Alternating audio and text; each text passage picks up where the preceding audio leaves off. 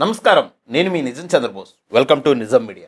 మన నిజం మీడియాలో ప్రసారమయ్యేటువంటి నిజం నిర్ధారణ కార్యక్రమానికి స్వాగతం. ఈరోజు నిజ నిర్ధారణలో భాగంగా కేకే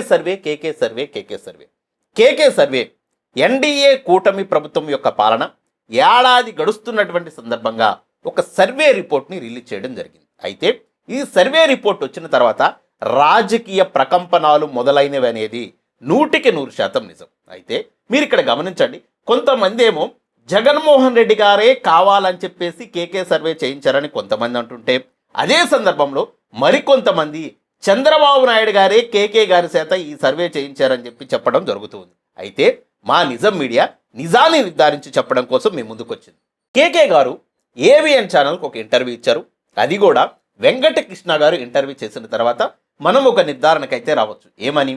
కేకే గారి సర్వే సొంతగా స్వయంగా వాళ్ళే చేసిందనన్నా నిర్ధారించుకోవచ్చు, లేదా కొంత టీడీపీకి అనుకూలంగా ఉండడం కోసం చేపించారనైనా అనుకోవచ్చు.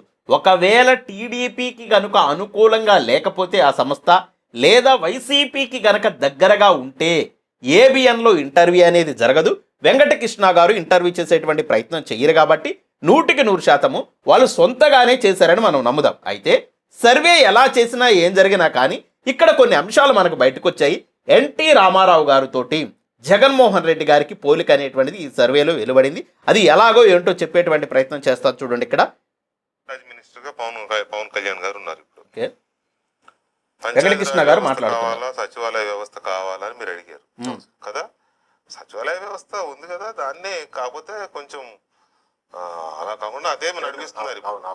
ఈ క్వశ్చన్ అడగడంలో ఉద్దేశం ఏంటి? ఎందుకంటే ఇక్కడ మీరు ఒక అంశాన్ని నోట్ చేసి పెట్టుకోండి. మీరు గమనిస్తే 1985లో తెలుగుదేశం పార్టీ అధికారంలోకి వచ్చిన తర్వాత దివంగత నేత అయినటువంటి ఎన్టీ రామారావు గారు మండల్ సిస్టాన్ని తీసుకొచ్చారు. అప్పటి వరకు భూముల వ్యవస్థలో, భూస్వామ్య వ్యవస్థలో చాలా దారుణాలు జరుగుతున్నాయని, పేదలు చాలా అన్యాయానికి గురవుతున్నారని, నిజమైనటువంటి భూ హక్కుదారులకు సరైనటువంటి భూమి అందటం లేదని చెప్పేసి మండల్ సిస్టాన్ని తీసుకొచ్చి మున్సూబులని, కర్ణాలని రద్దు చేసినటువంటి సంఘటన మీకు ఒకసారి గుర్తు చేస్తున్నాను. అంటే ఒక పెద్ద వ్యవస్థకి నాంది పలికారు. ఎంఆర్ఓలు, విఆర్ఓలు, విఆర్ఏలు, ఆర్ఐలు, ఇట్లా ఒక రెవెన్యూ సిస్టాన్ని ఆయన తీసుకొచ్చినట్టుగా మనకు అర్థమవుతుంది. అయితే ఇప్పుడు మీరు కనుక గమనిస్తే జగన్మోహన్ రెడ్డి గారు మొన్న అధికారంలోకి వచ్చిన తర్వాత 2019లో ఆయన ప్రభుత్వం అధికారంలోకి వచ్చిన తర్వాత జగన్మోహన్ రెడ్డి గారు సచివాలయం అనేటువంటి ఒక సిస్టాన్ని, ఒక నూతనమైనటువంటి సిస్టాన్ని తీసుకొచ్చి, గతంలో ఏ విధంగా అయితే ఎన్టీ రామారావు గారు ఒక సిస్టాన్ని తీసుకొచ్చారో అదే విధంగా అదే స్థాయిలో ఒక సమర్థవంతమైనటువంటి సిస్టాన్ని తీసుకొచ్చారు. ఆ సచివాలయ వ్యవస్థ ద్వారా పేదలకి అధికార యంత్రాంగాన్ని మరింత దగ్గర చేసి అక్కడ హెల్త్కు సంబంధించి నర్సులను ఏర్పాటు చేశారు. మెడికల్కి అవసరమైనటువంటి అవసరాలన్నీ తీర్చడంతో పాటు పోలీసుకు సంబంధించి ఒక కానిస్టేబుల్ని ఏర్పాటు చేశారు. అట్టా వివిధ శాఖలకి, అలాగే సర్వేలకు సంబంధించి కానీ ఇట్లా వెల్ఫేర్ అసిస్టెంట్లని ఒక 15 ఉద్యోగాల దాకా గ్రామాల పరిధిలోనే సచివాలయ వ్యవస్థ అనేది ఒకటి ఏర్పాటు చేసి ప్రజలకు నిత్యము అందుబాటులో ఉండేలాగా, ప్రజలకు ఏవేవైతే అవసరతలు ఉన్నాయో ఆ అవసరతలన్నీ వాళ్ళ ఇంటికే చేరే విధంగా వాలంటరీ సిస్టాన్ని కూడా ఏర్పాటు చేసుకొని సచివాలయ వ్యవస్థ అనేది ఎవరెవరైతే ఈ వ్యవస్థ కరెక్ట్ కాదన్నారో, ఎవరైతే సచివాలయ వ్యవస్థ మంచిది కాదన్నారో, పంచాయతీ వ్యవస్థ ఉండగా సచివాలయ వ్యవస్థ ఎందుకని అన్నారో వాళ్ళ చేతే, గౌరవ చంద్రబాబు నాయుడు గారి చేతే, గౌరవ పవన్ కళ్యాణ్ గారి చేతే, ఎవరెవరైతే తెలుగుదేశం పార్టీకి పచ్చ మీడియాలని పేరు పొందుతూ ఉన్నాయో అలాంటి మీడియాలు కూడా ఈ రోజున సచివాలయ వ్యవస్థని పొగుడుతున్నారంటే జగన్మోహన్ రెడ్డి గారి యొక్క గ్రేట్నెస్ గా మనం 100% చెప్పుకోవచ్చు. జగన్ స్టార్ట్ చేసిన సచివాలయ అంతకు ముందున్న పంచాయతీరాజ్ ఏ సిస్టమ్ ఉందనేది, దాంట్లో టీడీపీ వాళ్ళు కూడా సచివాలయ కాన్సెప్ట్ బాగుంది అనేది 62.81% వచ్చింది సార్. అవును, ఇప్పుడున్న 62.81% అంటే దాదాపుగా 63% మంది టీడీపీ వాళ్ళే చెప్తున్నారంట సచివాలయ వ్యవస్థ బాగుందని చెప్పేసి. ఇంకా చూడండి, సచివాలయ వ్యవస్థ బాగుంది అనేది. అలాగే జనసేన నుంచి 41% సపోర్ట్ చేస్తున్నారు. బీజేపీ జనసేన వాళ్ళు 41%.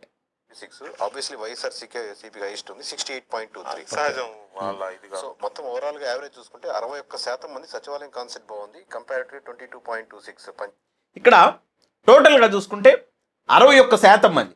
అదేవిధంగా తెలుగుదేశం పార్టీ కూడా మనం చూసుకుంటే 63% దాకా సచివాలయ వ్యవస్థ బాగుందని చెప్పేసి ఆ పార్టీకి సంబంధించినటువంటి కార్యకర్తలు చెప్పారు.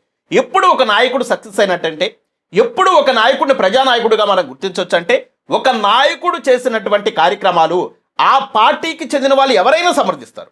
ఆ పార్టీ అంటే ఇష్టం కాబట్టి, ఆ పార్టీకి చెందినటువంటి అభిమానులుగా వాళ్ళు ఉన్నారు కాబట్టి, ఆ పార్టీ తీసుకున్నటువంటి నిర్ణయాల్ని వాళ్ళు సమర్థించడంలో తప్పు లేదు, సమర్థిస్తారు కూడా. కానీ పక్క పార్టీకి సంబంధించినటువంటి నేతలు గత ప్రభుత్వం తీసుకున్నటువంటి నిర్ణయాలను ఎప్పుడైతే సమర్థిస్తారో అప్పుడు ఆ నేత ప్రజారంజకంగా పరిపాలించినట్టు, ఆ పార్టీ కూడా ప్రజలకు దగ్గరవుతున్నట్టుగా 100% మనం భావించవచ్చు. ఇక్కడ మనం చూస్తే జగన్మోహన్ రెడ్డి గారు పంచాయతీ రాజులకు సమాంతరంగా సచివాలయ వ్యవస్థను తీసుకొచ్చి ప్రజలకు చేరువయ్యారనేది 100% నిజం. మా నిజం మీడియా ఒక అంశాన్ని అయితే సూటిగా చెప్తుంది. మా నిజం మీడియా ఏ పార్టీకి అనుకూలంగా పనిచేయదు, అదే సందర్భంలో ఏ పార్టీకి కూడా వ్యతిరేకంగా పనిచేయదు. ఉన్నది ఉన్నట్టుగా నిజాన్ని నిర్భయంగా ప్రజలకు తెలియజేయడమే మా యొక్క లక్ష్యం. కాబట్టి సచివాలయ వ్యవస్థ ద్వారా గ్రామాలు దేశానికి ఏ విధంగా అయితే పట్టుకొమ్మలన్నారో, మహాత్మా గాంధీ గారు గ్రామ స్వరాజ్యం అని ఏదైతే కోరుకున్నారో అది కొంతమేర సాధ్యమైంది. కాబట్టి ఏ విధంగా తెలుగుదేశం పార్టీ ఎన్డీఏ కూటమి కూడా సచివాలయ వ్యవస్థని రద్దు చేయాలనేటువంటి ఒక ఆలోచనతో ముందుకెళ్ళింది. ఆ ఆలోచన గనక వెనక్కి తీసుకొని సచివాలయాన్ని ఇంకొంచెం మెరుగు చేస్తూ గ్రామాల్లో ఉన్న ప్రజలకు సేవలు మరింత దగ్గర చేయాలనేటువంటి ఆలోచనతో గనక ముందుకెళ్ళకోకుండా సచివాలయ వ్యవస్థను గనక రద్దు చేయాలని చూస్తే ఎన్డీఏ కూటమి ఓటమి చెందడంలో, రాబోయేటువంటి ఎన్నికల్లో చంద్రబాబు నాయుడు గారి యొక్క ప్రభుత్వం కూలిపోయి మళ్ళా జగన్మోహన్ రెడ్డి గారి పార్టీ అధికారంలోకి రావడానికి సచివాలయ వ్యవస్థ అనేటువంటిది కీలకంగా పనిచేస్తుందనేటువంటిది మర్చిపోవద్దని చెప్పేసి మా నిజం మీడియా ప్రతి సందర్భంలో కూడా ఉన్నది ఉన్నట్టు చెప్తూ నిజాన్ని నిర్భయంగా చెప్పడమే మా యొక్క లక్ష్యం. కాబట్టి మా వీడియోస్ కనుక మీకు నచ్చితే లైక్ చేయండి, షేర్ చేయండి, మన ఛానల్ని సబ్స్క్రైబ్ చేసుకోండి.